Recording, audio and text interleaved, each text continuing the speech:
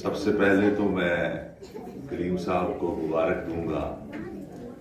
کہ ان کو اللہ تعالیٰ نے نبی اکرم صلی اللہ علیہ وسلم کی سنت پر عمل کرنے کی توفیق دی، جس سنت کے بارے میں رسول اللہ صلی اللہ علیہ وسلم نے فرمایا کہ النکاح من سنتی، کہ نکاح میری سنت ہے اور جو میری سنت سے منہ موڑے گا وہ تو میرا امتی نہیں ہے، اور النکاح نصف الایمان، نکاح جو ہے وہ آدھا ایمان ہے، یعنی باقی ساری عبادات آدھا ایمان اور نکاح کو باقی آدھا قرار دیا گیا۔ میرے بھائیوں، بڑی خوشی کا موقع ہے، انہوں نے ہم سب کو اپنے ولیمے میں یہاں بلایا ہے، کوئی لمبی چوڑی تقریر نہیں کرنی، لیکن یہ موقع ایسا ہے کہ میں ایک دو بڑی ضروری باتیں آپ کے ساتھ کرنا چاہتا ہوں۔ اس کی وجہ یہ ہے کہ ہمارے ہاں اس وقت جو ملکی صورتحال چل رہی ہے، اس میں خاندانی سسٹم بڑی بری طرح ٹوٹ پھوٹ کا شکار ہے۔ اس کو میں ذرا تھوڑا آسان الفاظ میں آپ کو بتاؤں کہ اگر آج گجرانوالہ کی عدالتوں میں 100 مقدمہ دائر ہوا، 100 مقدمہ اگر آج دائر ہوا ہے تو کم از کم، یہ میں بہت کم تعداد کر کے آپ کو بتا رہا ہوں، 40 مقدمے طلاق کے دائر ہوئے ہوں گے، 40 مقدمے 100 میں سے۔ خاندانی سسٹم اس طرح سے ٹوٹ پھوٹ کا شکار ہے۔ ہم چونکہ ولیمے کے موقع پہ آئے تو میں آپ کو یہ بتاؤں کہ ہمارے علماء کرام جب نکاح پڑھاتے ہیں تو رسول اکرم صلی اللہ علیہ وسلم جو آیات مبارکہ نکاح کے موقع پہ پڑھتے تھے، ہمارے علماء بھی پڑھتے ہیں، تو رسول اللہ صلی اللہ علیہ وسلم جو آیات پڑھتے تھے ان آیات میں 4 مرتبہ لفظ آتا ہے وَاتَّقُوا اللَّهَ اتَّقُوا اللَّهَ، اللہ سے ڈرتے رہو، اللہ سے ڈرتے رہو۔ یہ کیوں ہے؟ رسول اللہ صلی اللہ علیہ وسلم نے ان آیات کا انتخاب کیوں کیا؟ اس لیے کیا کہ یہ رشتہ اللہ کے ڈر اور خوف کی بنیاد پر ہی چلے گا۔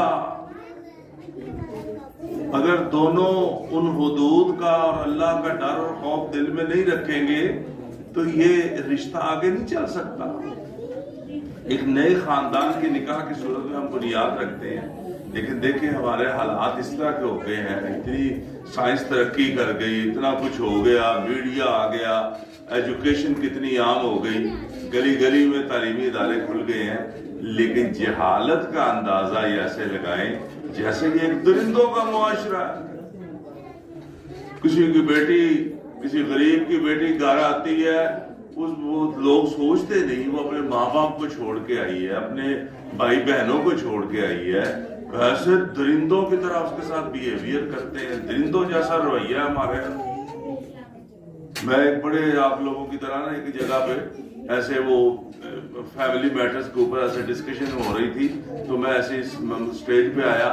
تو ایسے تھوڑا شاید جذباتی ہو گیا، تو میں نے نا ایسی باتیں کرتے ہوئے کہا کہ وہ جو ساس ہوتی ہے، وہ بہو آتی ہے گھر میں، وہ کسی کی بیٹی آئی ہے تو ساس جو ہے وہ چڑیل بن جاتی ہے۔ ایسے میں نے کہا، ایک دم سے ٹھک ہوئی کہ یار غلط لفظ بول کے ایسے نہیں بولنا چاہیے تھا، حالانکہ بڑے پڑھے لکھے لوگ تھے۔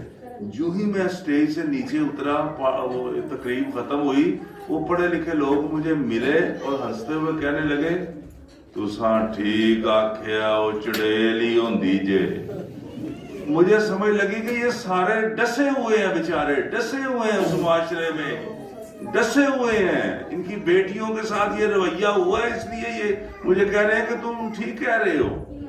دیکھیں قرآن نے کتنا خوبصورت اس رشتے کو بیان کیا، فرمایا ہن لباس لکم وانتم لباس لہم، کہا تمہاری بیویاں تمہارا لباس ہیں اور تم اپنی بیویوں کا لباس ہو۔ بھائی لباس کیوں کہا؟ میاں بیوی کے رشتے کو قرآن نے لباس کیوں کہا؟ میرے بھائیوں بزرگوں، میری بہنوں، اس لیے کہا کہ لباس ہمیں سردی اور گرمی سے بچاتا ہے، لباس ہمارے عیبوں کو چھپاتا ہے، لباس ہم ایسے پہنتے ہیں تو لوگ کہتے ہیں بڑے خوبصورت لگ رہے ہو، اس کا مطلب ہے لباس خوبصورتی کا سبب اور ذریعہ بھی بنتا ہے، لباس کے بے شمار فائدے اللہ نے۔ اور پھر ایک اور چیز بھی، لباس جسم کے سب سے زیادہ قریب ہوتا ہے، اللہ نے میاں بیوی کے رشتے کو اسی لیے لباس کرا دیا، کہا کہ یہ بالکل ایسے تم ایک دوسرے کے لیے